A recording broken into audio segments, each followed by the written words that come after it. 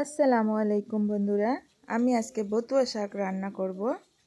সাথে আমি শুকনা লঙ্কা নিয়ে নিয়েছি, রসুনের পাতা নিয়েছি, লবণ নিয়েছি, হলুদ নিয়েছি। এবার আমি গ্যাস অন করে দিলাম, প্যানে তেল দিয়ে দিলাম হালকা করে। এবার আমি শুকনা লঙ্কা দিয়ে দিলাম। শুকনা লঙ্কাটা একটু ভাজা ভাজা হলে কালারটা আলাদা হয়ে যাবে।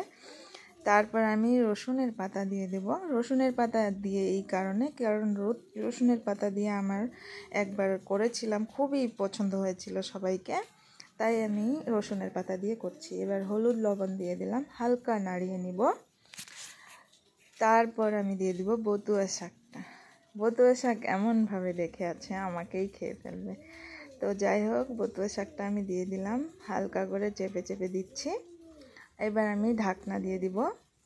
2 মিনিট পরে আমি খুলে দেখছি বতুয়া শাক পানি ছেড়ে দিয়েছে। এইবার আর একটু নাড়াই নুড়ে দিয়ে,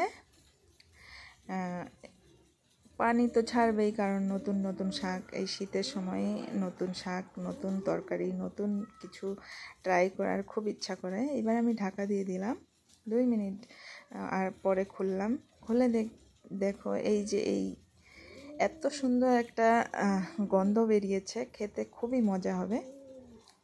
আর আমাদের গ্রামীণ ভাষায় বথুয়া শাক বলে, আপনারা সবাই বলবেন আপনাদের ভাষায় কি বলা হয়। এবার আমি সিদ্ধ হয়েছে কিনা এটা দেখে নিচ্ছি। দেখছি সিদ্ধ হয়ে গেছে, খুবই সুন্দর দেখতেও লাগছে। আর আপনারা যদি হয়তো ভাবছেন যে এইভাবে কে করে, কিন্তু আমি এইভাবেই আমাকে পছন্দ লাগে খেতে।